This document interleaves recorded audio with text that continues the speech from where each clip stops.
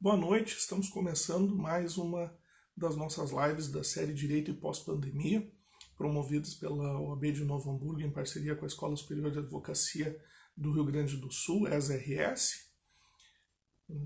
Vou saudando desde já aqueles que estão ingressando nessa sala virtual e estamos aguardando a nossa palestrante convidada desta semana e logo mais estaremos começando aí dando início aos trabalhos da semana. Lembrando que a gravação integral dessa live fica disponível depois do seu término no IGTV da plataforma Instagram, no perfil da OAB Subseção Novo Hamburgo, OABNH. Então, para quem quiser assistir ou indicar para outras pessoas que por uma questão de agenda não puderem assistir ao vivo, ela continua disponível no Instagram da OAB Novo Hamburgo.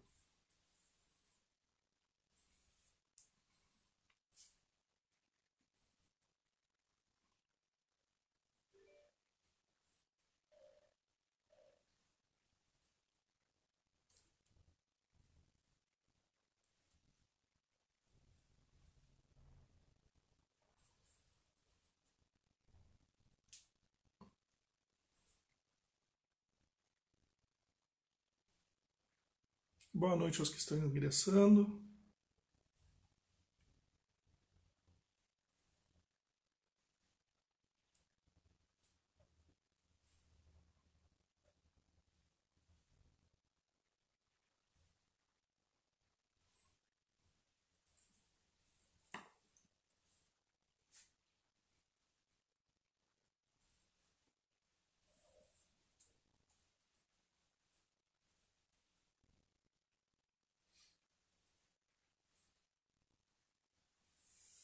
Aqui.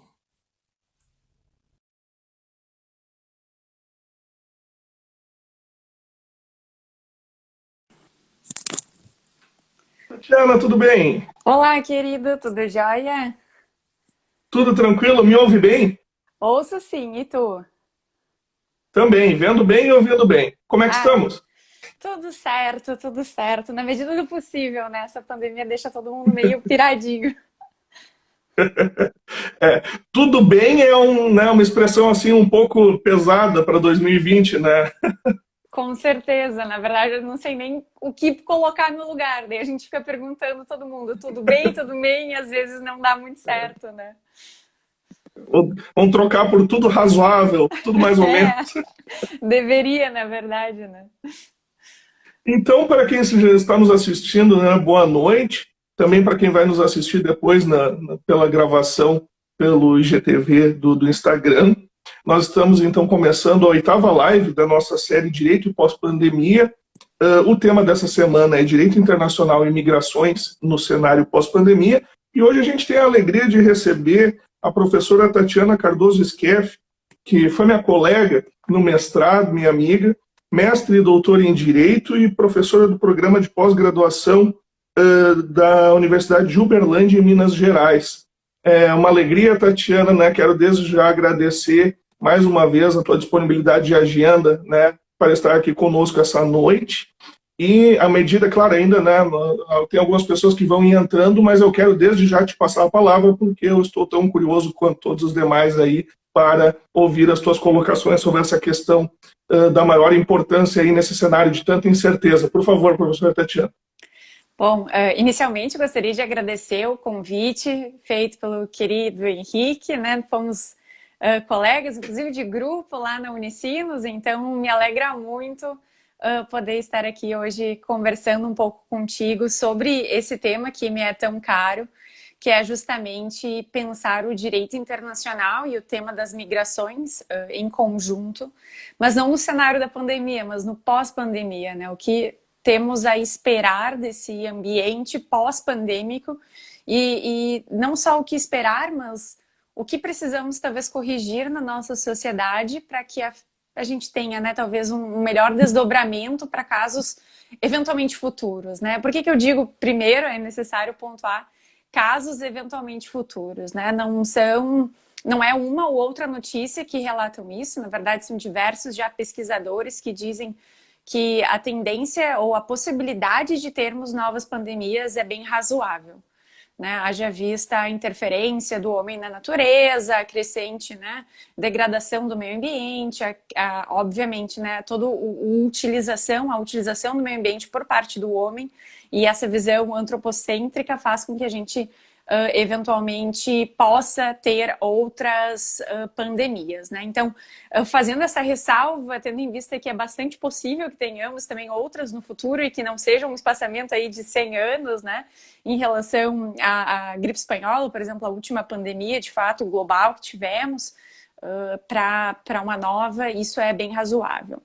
Tá, mas daí eu me propus aqui contigo a pensar esse ambiente pós-pandêmico da perspectiva do direito internacional e das migrações, né? Pois bem, eu recentemente li um texto que eu achei bastante interessante chamado Direito Internacional Pós-Pandêmico, e ele, né, foi escrito pelo professor Wagner Menezes, da USP, e pelo seu orientando Henrique Marcos, os quais, inclusive, né, saúdo aqui, que potencialmente poderão vir a vir esse vídeo, né? E esse texto, ele me instigou muito a pensar o que a gente pode esperar desse direito internacional, e tem alguns pontos que eu gostaria aqui de trazer, talvez, a minha reflexão acerca da leitura desse texto, que eu acho bastante interessante. Um primeiro ponto que os autores trazem, que é uma questão bastante interessante, é justamente das instituições internacionais. E eles, claro, ponderam bastante sobre o papel da OMS nesse cenário de pós-pandemia. Bom, vamos falar então um pouquinho sobre instituições e então sobre a OMS na sequência nesse cenário pós-pandêmico.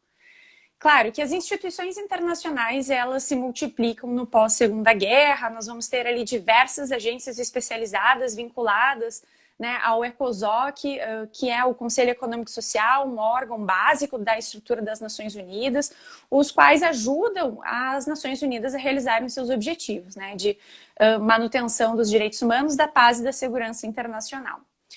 E, especialmente, essa seara dos direitos humanos acabam sendo bastante efetivadas por essas instituições, digamos, específicas, né? Não é só a OMS, a Organização Mundial da Saúde, mas também a própria OIT, por exemplo, né?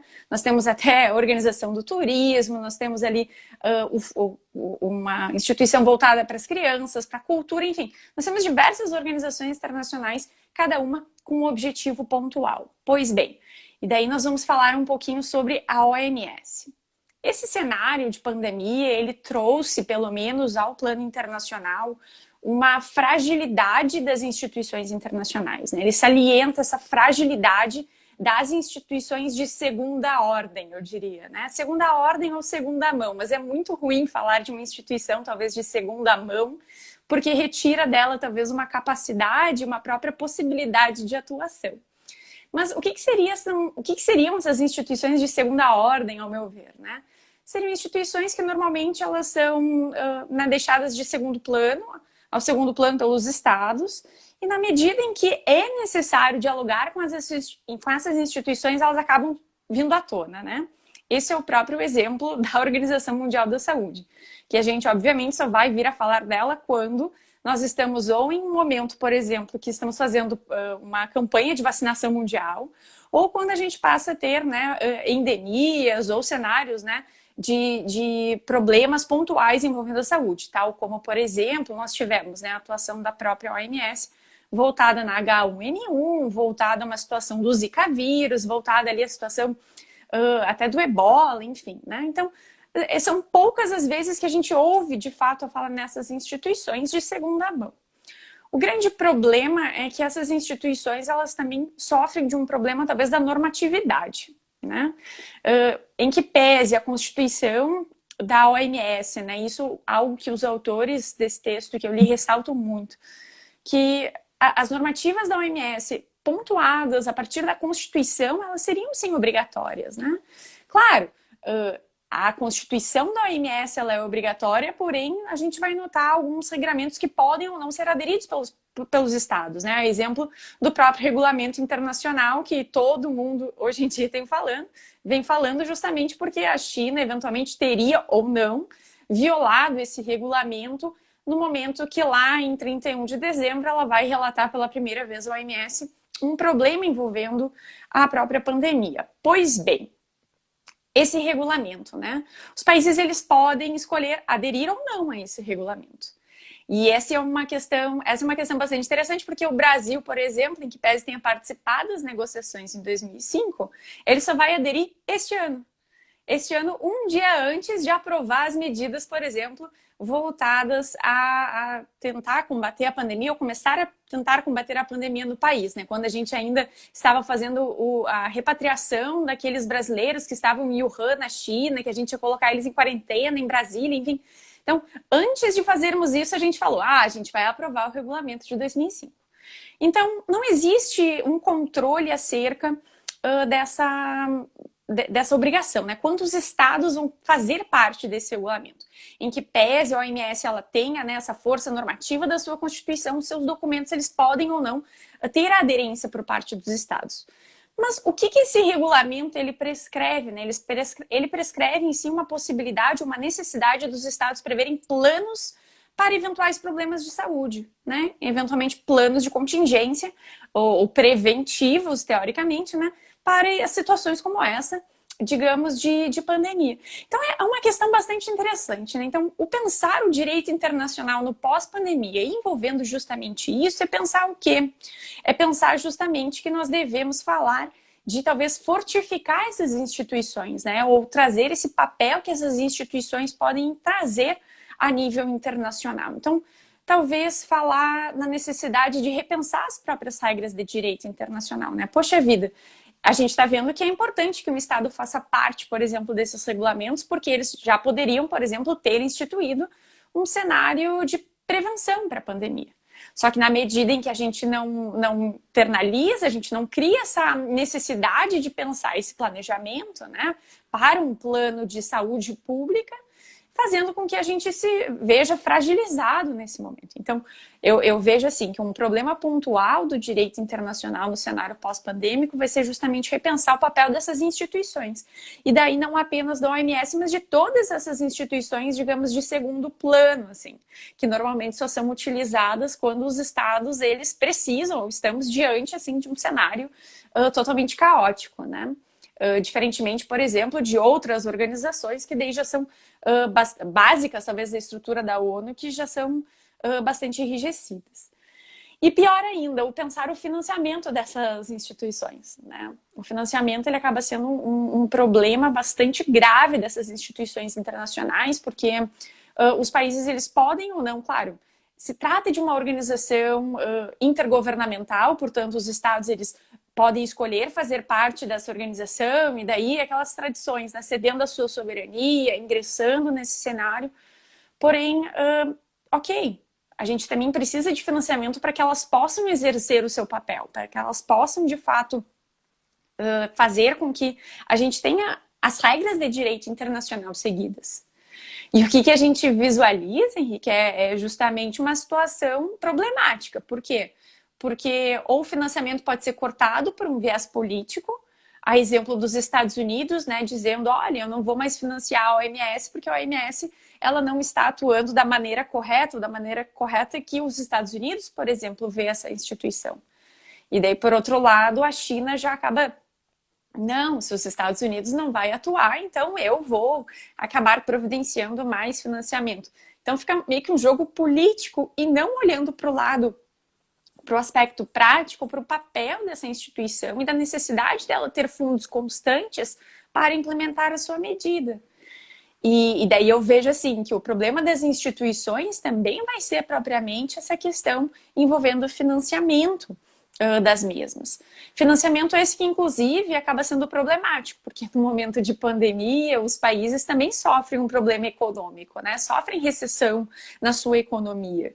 E uma vez que haja esse problema econômico interno, a tendência é que os países deixem de colaborar ou contribuir anualmente para com essas verbas, as quais uma vez ele tenha se comprometido.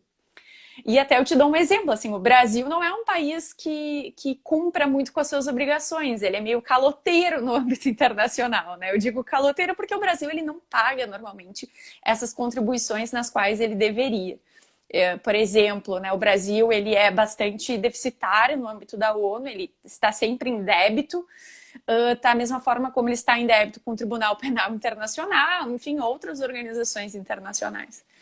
Só que daí eu fico pensando, ok, a Organização Mundial da Saúde ela precisa do seu financiamento estável para promover também campanhas de conscientização preventivas em relação a essa própria interferência do homem na natureza, né, para evitar pandemias, digamos. Só que daí nós vamos visualizar um outro problema. Qual é? É que justamente algumas organizações vão deixar de receber também verbas. Então, vamos priorizar verbas para uma organização em detrimento de outra. Então se a OMS precisa de fundos, então vamos providenciar fundos para ela em detrimento de outras organizações, o que se torna igualmente problemático. Por que eu digo igualmente problemático? Porque, por exemplo, o Acnur, que é o Alto Comissariado das Nações Unidas para Refugiados, ele não é uma organização internacional, ele é um órgão vinculado às Nações Unidas, né, vinculado à Assembleia Geral. E o Alto Comissariado das Nações Unidas para Refugiados, ele lida com situações envolvendo migrações em geral, né? Não é apenas para refugiados, mas também acaba se envolvendo para deslocamentos internos, então pessoas que acabam saindo do território de um país. Ele acaba também trazendo, né, alento para apátridas e para outras situações envolvendo migrantes a nível internacional. Só que o Acnur, ele depende muito também desse financiamento por parte dos estados para funcionarem, né? Então, o repasse dessa verba para o Acnur, ele acaba também sendo fragilizado em meio à pandemia. Porém, a gente continua tendo situações, por exemplo, em campos de refugiados, que também precisam de tutela, de auxílio por parte do Acnur, né? Mas aqui é um aspecto prático, a gente precisa de alimentos, a gente precisa de medicamentos, a gente continua precisando até de infraestrutura. Né? E algo que não a Organização Internacional para Migrações, a OIM, que trabalha de maneira coordenada com o Acnur, mas o Acnur também vem desempenhando esse papel desde a sua instituição, né? E inclusive antes disso, antes ali do final da Segunda Guerra Mundial, nós já tínhamos alguns, digamos, um pré-Acnur, propriamente dito, quando a gente falava de refugiados palestinos, quando a gente falava de refugiados russos. Então, é uma instituição que vem já há muitas décadas trabalhando com esse aspecto humanitário e que necessita de financiamento. E a pandemia, ela impõe também essas fragilidades, né? Então, a nível institucional, não seria apenas essa questão envolvendo, né, talvez uma normatividade maior, uma atuação maior por parte das próprias instituições, para que os estados possam agir de maneira preventiva a situações futuras, eventualmente de pandemia, mas especialmente em relação a um financiamento estável e de maneira que isso não retire também de outras organizações verbas, a exemplo, né, do Acnur, que acaba ainda fazendo um papel importantíssimo, por exemplo, em campos de refugiados em outras regiões. Então eu diria que essa seria o primeiro âmbito do pós-pandemia que nós deveríamos pensar. Um segundo ponto, que é aquele texto inicial que eu comentava contigo, que é o International Law Post-Pandemic, ele trabalha com o papel da soberania do Estado. Onde fica essa soberania do Estado e de que forma que a gente precisa pensá-la no pós-pandemia? Pois bem, quando os autores eles debatem essa questão de soberania, eles falam, olha, né, precisamos lembrar que no pós-Segunda Guerra a gente deixou de ter o Estado como sendo a figura mais importante das relações internacionais. Quem acaba tendo esse cenário, esse papel central é o indivíduo, tanto que daí surgem, né, os debates acerca da construção da proteção regional de direitos humanos, aqui, né, o nosso exemplo do sistema interamericano, e também da proteção global com o surgimento de diversos tratados internacionais de cunho obrigatório. Né? Então, veja, essa centralização da pessoa humana, ela também traz a necessidade de pensarmos, né, esse eixo, essa necessidade de pensar a humanidade como sendo um vetor normativo, o que eu achei bastante interessante. Pensar a sociedade internacional no pós-pandemia a partir de um vetor humanista que seria normativo, seria obrigar os países a seguir ou proteger os indivíduos antes mesmo de si. Né? Então, eu não vou falar aqui de uma estrutura, por exemplo, que proteja a soberania, que proteja, né, um Estado e as suas fronteiras tradicionalmente reconhecidas, mas eu vou falar aqui de proteger a pessoa. Só que o proteger a pessoa acaba trazendo outras questões, né, outros aspectos que eu acho também super interessantes de serem ressaltados. Quais são esses? Né? O primeiro deles é a cooperação internacional. Quando nós falamos de cooperação internacional, nós falamos, claro, né, dos países colaborando para a proteção de quem? Da pessoa que acaba sendo, né, colocada ao centro do sistema jurídico. Pois bem, cooperação em prol da pessoa no ambiente pós-pandemia, o que seria isso? Né? É pensar, por exemplo, que atitudes talvez egoístas por parte de alguns países não poderiam mais ser aceitas. Né, que, por exemplo, eu me refiro pontualmente a atos que houveram, né, que foram relatados no início da pandemia, tais como os Estados Unidos proibindo a saída de máscaras da 3M do estado, como, por exemplo, alguns carregamentos de respiradores e outros equipamentos e insumos sendo barrados em outros países para o uso interno em detrimento daquele que havia comprado. Falar de cooperação internacional não é proteger um em detrimento de outros, é proteger a todos. Né? E no cenário pós-pandemia, isso vai ficar ainda mais latente, por exemplo, numa eventual vacina que possa ser criada. E essa situação da vacina, eu penso que ele é um vetor bastante interessante de fim de pandemia e de um começo de um outro problema internacional. Né? Por que eu digo isso? Porque os estados, eles pensam basicamente na sua estrutura, os governos pensam na sua manutenção, então eles não estão preocupados de fato em proteger a população. E quem vai acabar sofrendo é justamente aquele, né, situado no sul global e ainda à margem do sistema na sua própria localidade. Ou seja, a gente vai falar aqui de um sistema ainda colonialista no âmbito internacional, né? Então, a gente visualiza, quando eu falo colonialista, né, é importante ressaltar que, enfim, esse é um marco teórico, né, que nós utilizamos muito, inclusive lá na Unicinos, né, podes bem salientar depois, que é uma questão bastante interessante, porque em que pese a gente não tenha mais estruturas formais de colonização, de interferência na soberania de outro Estado, essas estruturas ainda se mantêm, mesmo que não exista mais esse vínculo formal. Ainda há uma certa dependência, há uma certa fragilidade por parte de alguns estados em relação a outros. E então a gente teria alguns países centrais e outros países que ficariam à margem do sistema, por mais que não haja esse vínculo formal. E esse ambiente colonialista, ele acaba sendo, ele é autoexplicativo nessa lógica, né, de medicamentos. Por quê? Quem é que vai ter acesso a medicamentos antes, né? Claro, são os países do norte global, os países que têm verba, por exemplo, disponível para poder também adquirir esse medicamento para aqueles que estão dentro do Estado. Né?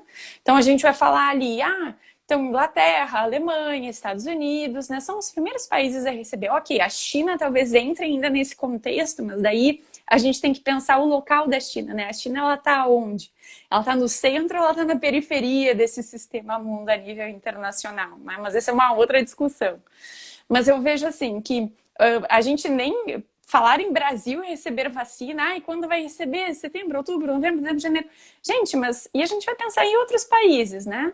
E países, por exemplo, asiáticos, africanos, como eles vão receber vacina? Ninguém pondera essa situação, né? E a gente precisa ponderar, porque, por exemplo, na Índia, nós temos lá mais de 1 bilhão de pessoas, né? A gente, então, precisa proteger não só os 200 milhões nos Estados Unidos, mas também 1 bilhão de pessoas na Índia. Isso precisaria ser né, equânime, uma distribuição equânime. E, obviamente, isso é muito difícil de atingir no ambiente colonialista no qual alguns países estão no centro e outros estão na periferia, né? Pior ainda é quem vai receber dentro do próprio Estado. Então, será que a gente vai colocar essa vacina disponível a todos, ou a gente vai começar, por exemplo, né, em Brasília, depois a gente vai ir para, digamos, né, prefeituras e né, os governos, sede do Estado, enfim, é algo a se pensar, precisa ser equânime.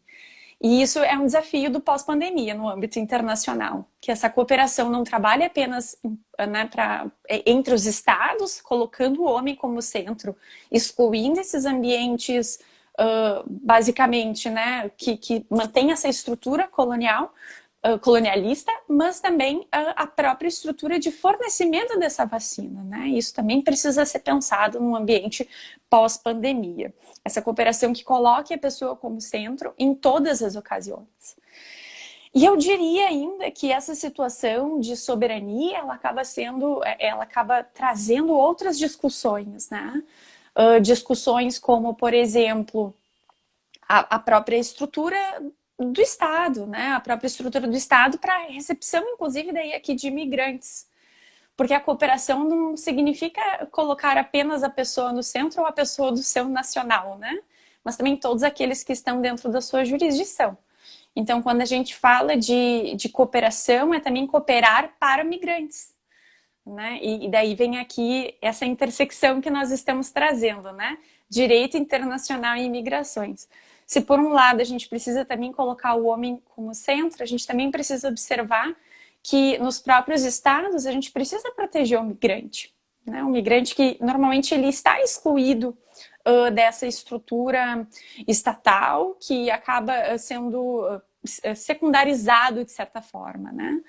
Então isso também precisa ser pontuado, não só, claro, né? Não me refiro aqui especificamente ao Brasil, mas eu me refiro, por exemplo, aos Estados Unidos, né? Essa crimigração existente, por exemplo, em relação aos postos de entrada nos Estados Unidos. Na Austrália, isso é muito saliente. Então, países aí do primeiro mundo que acabam ainda fazendo essa estrutura mais visível ainda para aqueles que estão dentro do sistema. Então, quando esses autores eles falam, né, de repensar a soberania a partir da ideia de cooperação e dessa normatividade da pessoa humana, de ser um vetor normativo, eu penso que isso não depende apenas da cooperação entre os estados ou como cooperar e colocar o homem no centro a partir dessas trocas comerciais, mas também especificamente em relação às pessoas. Em colocar a pessoa como centro, não excluindo essa parcela da população que inclui os migrantes em muitas nações.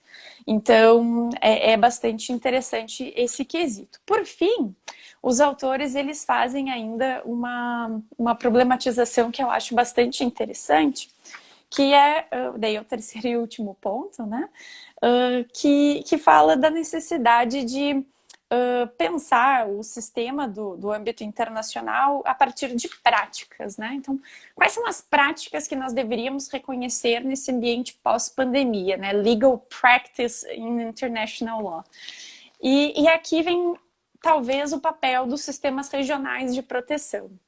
Eu vejo que no direito internacional pós-pandemia, cada vez mais esses sistemas regionais de proteção de direitos vão ganhar um espaço maior, né? Um espaço maior em questionar a conduta do Estado e não colocar a pessoa como centro, questionar a conduta do Estado frente àqueles, talvez, compromissos soft que ele tenha aderido a nível internacional e não sabia muito o que ele tinha que fazer, mas que acaba gerando uma consequência, uma omissão para a população que está situada dentro da sua jurisdição, né? Então, os sistemas regionais, eu diria, em que pese, né, não se diga isso com todas as letras, daí aqui é a Tatiana dizendo mesmo, que vão acabar ocupando esse espaço maior, né, de colocar pelo menos uma pulga atrás da orelha dos estados e questionar a conduta desses estados frente a esses direitos que eles deveriam resguardar, e eles acabam sendo bastante seletivos na sua conduta, na sua prática. Então, eu diria que esse é um outro ponto bastante interessante. Pontualmente, em relação ao sistema interamericano, né, eu vejo o sistema interamericano não agindo apenas através da Corte Interamericana, julgando os países, de fato, por violações de direitos humanos que eles tenham ocasionado. Mas também eu vejo aqui um papel central, talvez, de outros órgãos do próprio sistema interamericano, em especial da Comissão Interamericana, nas suas resoluções, né, em que pese elas sejam normativas indicativas, guidelines, ou seja, um direito soft, não obrigatório, eu diria que cada vez mais esse direito soft ele acaba exigindo também uma convencionalidade por parte dos estados, né? Convencionalidade, ou seja, exigindo que os países adotem esses estándares, esses padrões de conduta em relação à sua prática. E daí aqui é algo, por exemplo, que eu defendi na minha tese, que foi o papel da soft law nesse mundo, nesse direito internacional. Eu vejo que cada vez mais a soft law ganha um espaço, né? Porque ela é mais fácil de ser adotada, então ela foge das amarras básicas de debate a nível internacional, né? Aquele espaço de troca em que os países situados no norte global eles têm muito mais força para exigir alguma conduta, então ela foge dessas amarras na sua construção. Por outro lado, ela vai fazendo com que alguns países adotem algumas condutas e daí quando a gente tem prática repetida e aceita, isso se torna cada vez mais obrigatório pela formação de um costume. Então, ele acaba tendo um papel central. E a comissão, ela faz isso, né? Ela faz resoluções, ela faz diretivas, ela tem essas normativas as quais obrigam, não obrigam, né? Sugerem condutas aos estados. Só que, por vezes, elas acabam sendo tão repetidas e o Estado coloca aquela, né, pulga atrás da orelha, como eu dizia, em relação ao Estado, que o força a adotar algumas medidas. Claro, a depender de qual Estado estamos falando, né, a depender do nível, talvez, de pressão que essa estrutura política possa fazer em relação ao Estado. E daí aqui é aquele problema que a gente falava, né, colonialista da estrutura internacional, em que países, alguns estão ao centro e que estão, obviamente, acima dessa categoria de obrigação ou que fogem dessas obrigações internacionais, pois por eles, né, não teria nenhum tipo de intenção, talvez, de querer corrigir essa colonialidade do sistema, porque eles estão ao centro, eles que determinam né, o funcionamento da ordem internacional. Por outro lado, nós visualizamos para os outros países uma tentativa de modificação, o que eventualmente pode ser bastante também benéfico para a melhoria do próprio sistema internacional e tentar corrigir esse sistema mundo, essa desigualdade existente. Então eu diria que o papel aqui talvez esteja muito mais na soft law, muito mais nesses outros órgãos, como a comissão, em detrimento da própria corte. E em relação a migrantes, né, para fazer essa ponte, é sempre importante lembrar que a corte, inclusive esse ano, ela tem atuado muito na temática migratória. E, inclusive, ela tem uma resolução que fala sobre os princípios gerais ou de tratamento ao migrante, né? Então, ela vai falar ali não só de não refoulement, de não discriminação, ela vai dar uma série de guias, né? Princípios práticos que os países deveriam seguir para o melhor tratamento dos migrantes em suas fronteiras. Uma resolução, uma soft law, a qual eu penso que vai ter um impacto bastante interessante nas próprias decisões que a Corte Interamericana vai vir a ter sobre essa temática no futuro, em razão, né, dos inúmeros casos que estão perante a comissão sendo debatidos. Né? E ela, claro, né, já falou tantas vezes sobre migrações, e daí vem a questão que eu comentava, da normatividade da soft law. Bom, ela foi mencionada, então a gente vai ter depois o seu uso. Olha, inclusive tinha essa soft law, você poderia ter utilizado isso como um parâmetro para proteger os migrantes e você não o faz, então você vai ser punido. Então, note que essa normatividade ela é construída em cima da soft law, garantindo, portanto, num ambiente pós-pandêmico algo a se pensar. Então, eu diria que são essas três chaves, assim, que deveríamos pensar. As instituições, essa cooperação e a centralidade da pessoa humana e, por fim, esse papel dos sistemas regionais e, pontualmente, das soft laws por eles criadas. Penso que essas seriam as grandes, talvez, questões que deveríamos pensar para o direito internacional pós-pandemia. Excelente! Olha, eu tenho certeza que eu falo não só por mim, mas por todos que estão nos acompanhando, né? O didatismo, a clareza, a quantidade de informações que conseguisse reunir numa apresentação de meia hora. Eu acho que daria para sair vários artigos ou ideias de linhas de pesquisa só da ciência que tu fizeste aqui. Achei excelente. E tem muitos temas né, que são aí, a meu ver, da maior urgência, né, que são muito interessantes. e que mexem também com algumas preocupações assim que eu tenho pelo meu interesse assim em ciência política, nas relações entre direito e política e também no âmbito internacional, etc. Uma coisa, né, eu gostaria muito, eu vou fazer essa consideração porque eu gostaria muito de ouvir, né, as tuas considerações a respeito disso. Uma coisa que me preocupa é para onde vai o chamado fenômeno da globalização, porque desde que a gente teve o fim da Guerra Fria, a globalização parecia, de certa forma, um consenso, e no sentido político e também econômico. E até é curioso, quando a gente volta, assim, a gente puxa a memória lá dos anos 90, o brado que existia de desconfiança e contrário à globalização era justamente de setores politicamente mais à esquerda e mais progressistas, que tinham uma preocupação muito grande e que, em certos casos, se provou realmente correta, com precarização do trabalho, com injustiças nas relações entre os mercados, etc, etc. E muitas dessas preocupações realmente se mostraram bastante procedentes, sobretudo na questão da concentração de renda brutal que a gente verifica de 30 anos para cá, que a gente vai analisar. Mas a gente tem que reconhecer que a globalização ela tem certos trunfos e certas qualidades que são inegáveis. Não só em termos de um enriquecimento, né, de um efetivo enriquecimento do mundo, aí nos últimos 30, 40 anos, sobretudo, se a gente vai falar ali da parte da Ásia, não tem nem, né, não tem nem o que dizer, mas também, de certo modo, dá para dizer assim como um fenômeno mais ou menos global. E também a gente tem aquela carga, né, a gente tinha pelo menos uma expectativa de que a globalização ela seria não só uma globalização, uma livre circulação de produtos e serviços, mas também que haveria uma globalização para fins de circulação de pessoas, para fins de universalização de direitos humanos, da democracia. Se a gente vai lembrar aquele clássico livro lá do comecinho dos anos 90, do Francis Fukuyama, O Fim da História, onde havia uma celebração assim de, bom, terminou, agora está comprovada, a democracia liberal passa a ser um valor universal, agora é só uma questão da gente saber mais ou menos para onde, né, quanto tempo vai levar para todo mundo se filiar a essa matriz vencedora. E hoje a gente vê que é uma leitura que foi um pouco, né, foi um pouco eufórica antes do tempo, assim, um pouco iludida.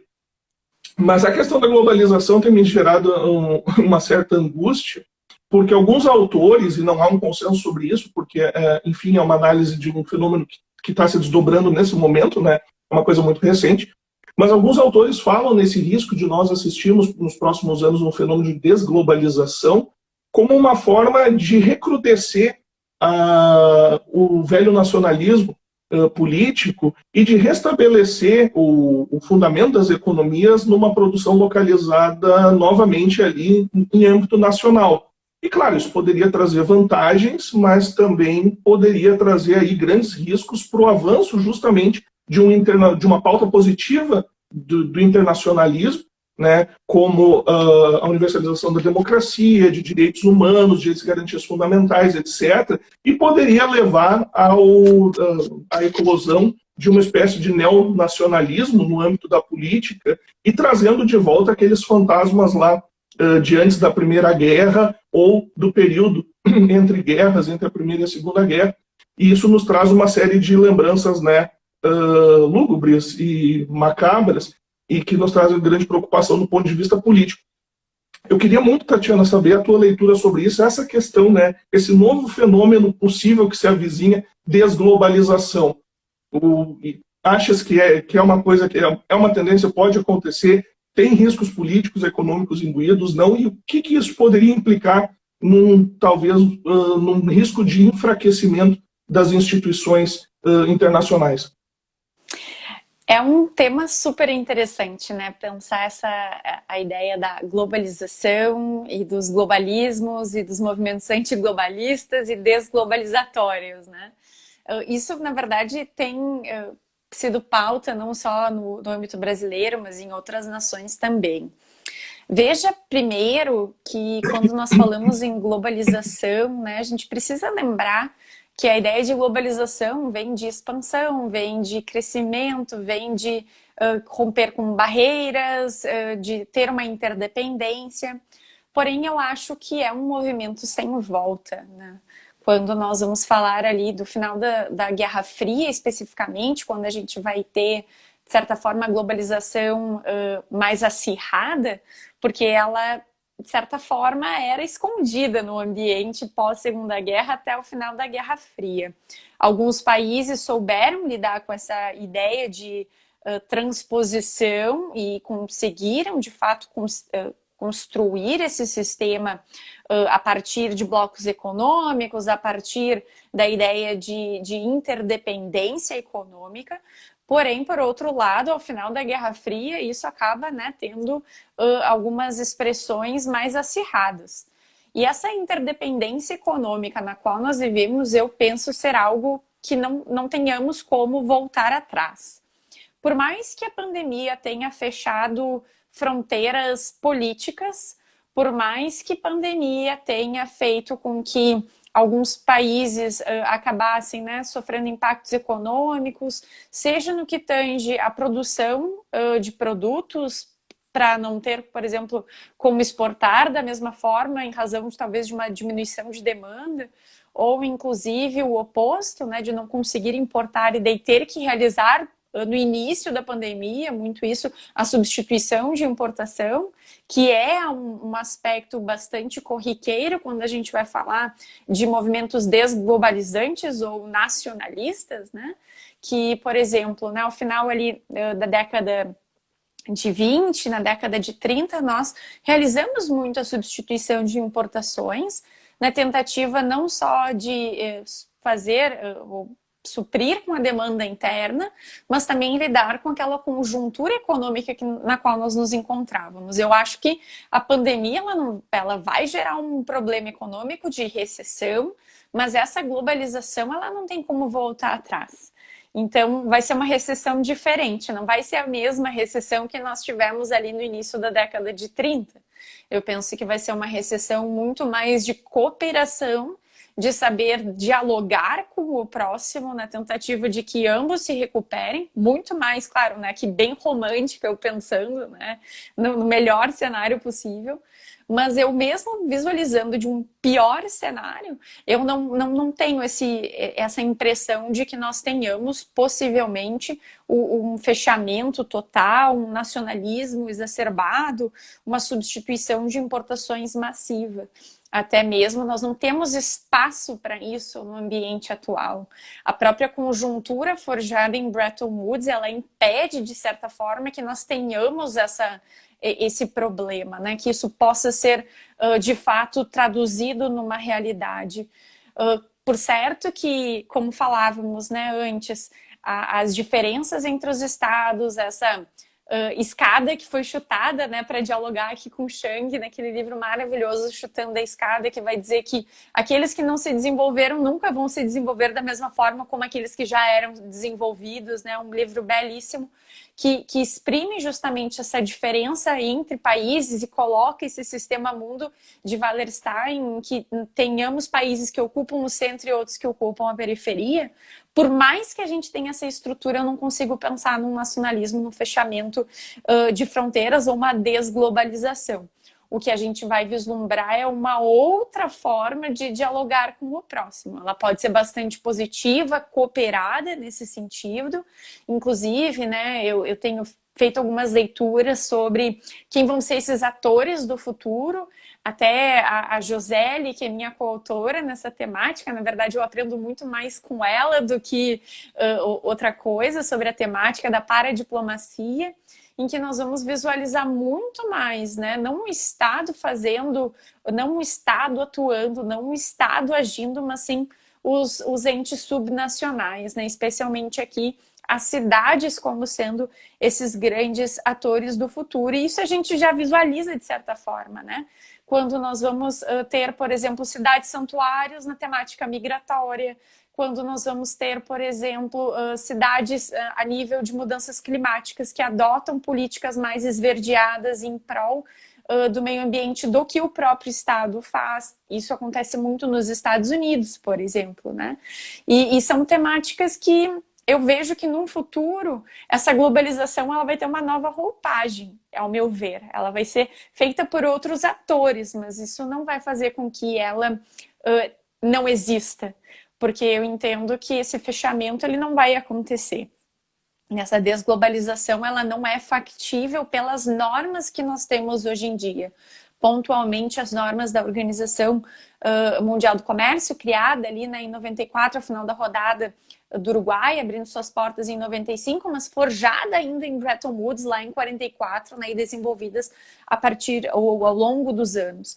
Então, eu entendo isso, né, que não seria possível esse retrocesso, por mais que movimentos assim exijam, né, talvez, ou queiram falar desse localismo, dessa desglobalização.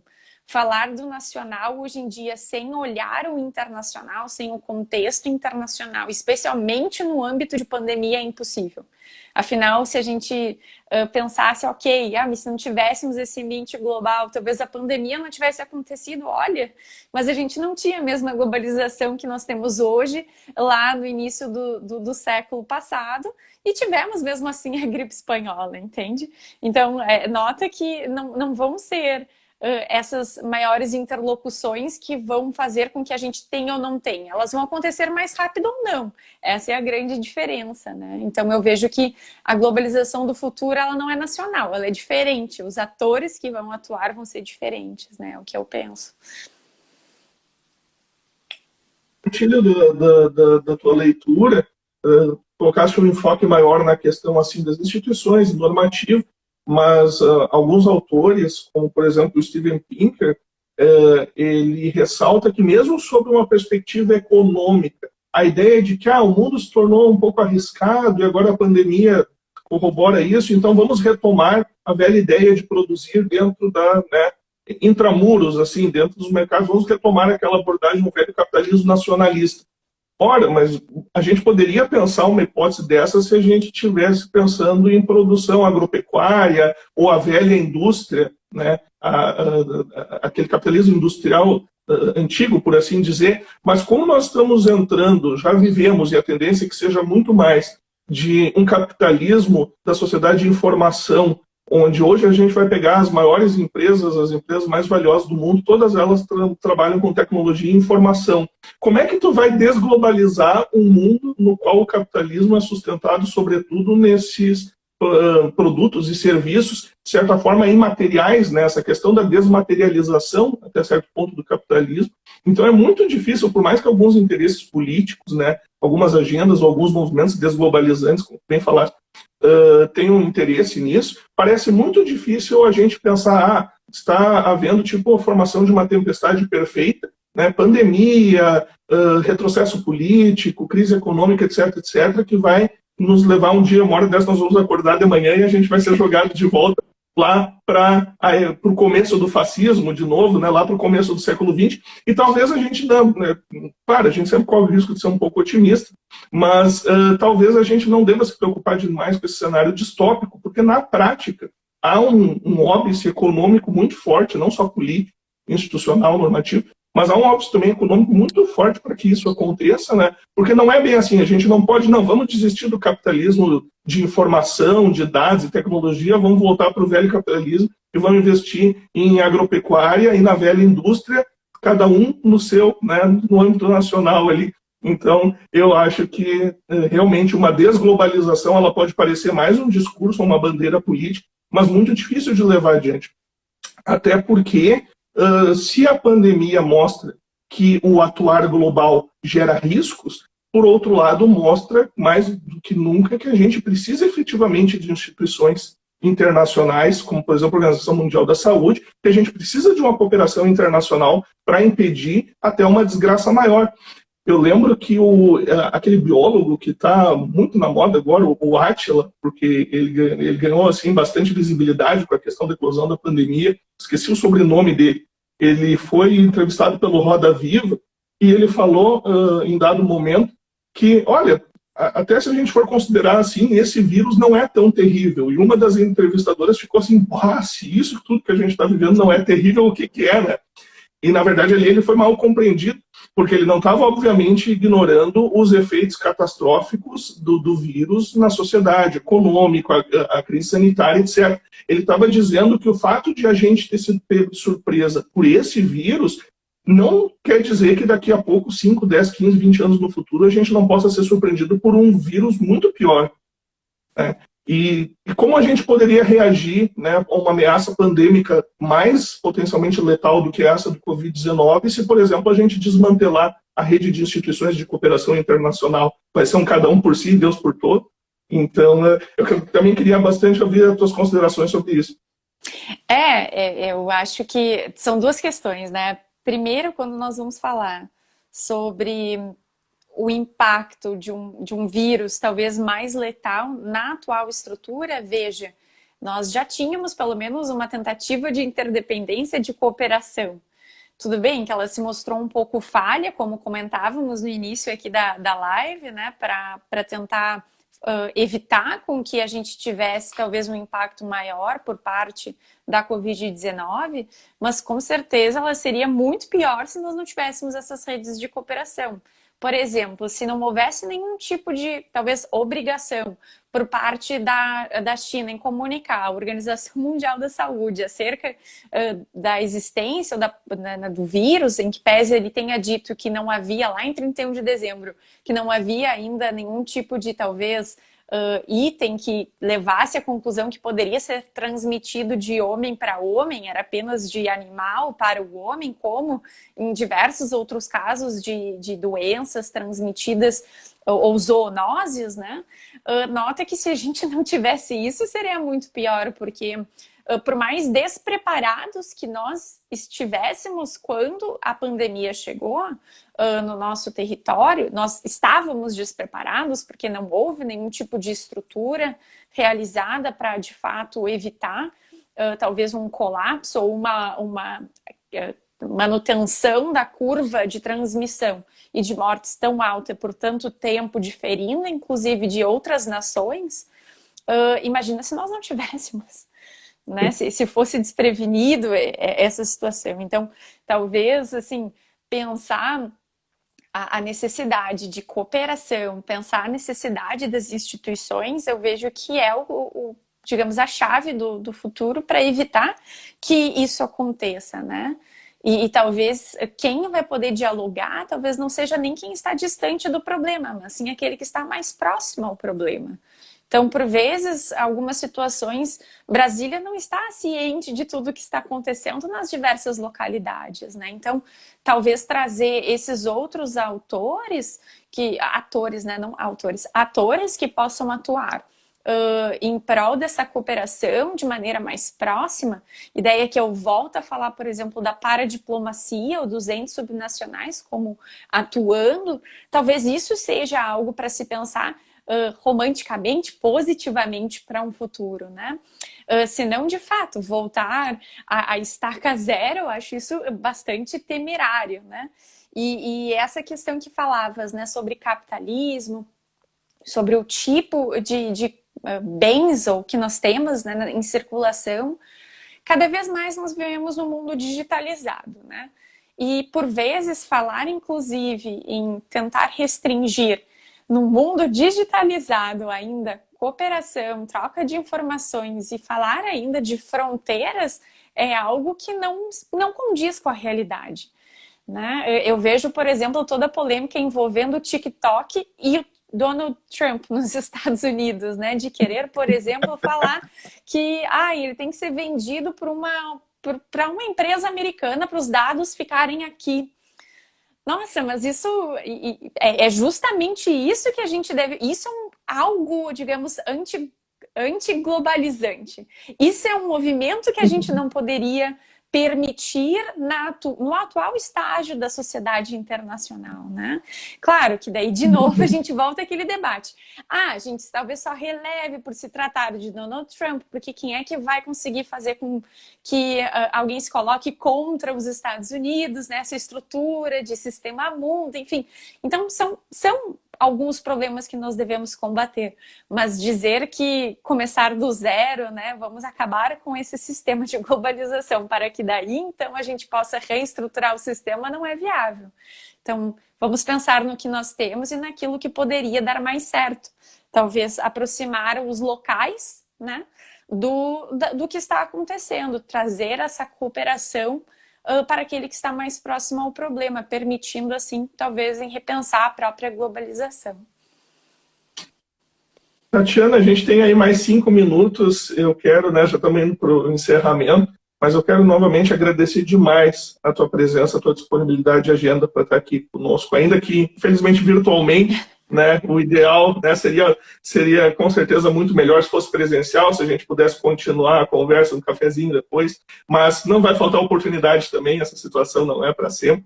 Mas quero te agradecer demais pela disponibilidade, pela tua excelente explanação, tenho certeza que eu não estou falando só pela minha impressão, mas de todos que assistiram e que vão assistir depois pelo IGTV ali da subseção no Instagram. Muito obrigado, né? E quero te passar a palavra para as tuas considerações finais. Eu acho que nós temos aí uns 3, 4 minutinhos antes do sistema gentilmente nos derrubar. Bom, gostaria de novo de agradecer o convite, né? Eu acho que por mais distantes que nós estejamos na atualidade, esse é um momento que a gente tem também para refletir com pessoas que talvez a gente não conseguisse refletir. Porque, eventualmente, né, em Minas Gerais de Porto Alegre, no Hamburgo, né, seria já bastante difícil de fazer essa união. Então, eu diria que aproveitemos, né? Então, vamos aproveitar, olhar o lado positivo e tirar essas oportunidades, pelo menos que estão sendo criadas, para repensar, por que não, o próprio direito internacional e problemas, né, que nós vamos lidar futuramente com esse cenário de pós-pandemia e de tentar não fazer com que isso vire uma catástrofe, né? Ou como é que a gente pode tentar repaginar, e como é que a gente repagina pela ciência, pela troca de conhecimento, pela informação. Eu acho que é esse talvez o nosso papel e é isso que nós estamos fazendo aqui, né? Então, te agradeço muitíssimo pelo espaço, né, por esse momento de troca e pelas indagações. Acho que foram bem interessantes e se coordenaram muito, né, com a nossa proposta. Então, muito obrigada.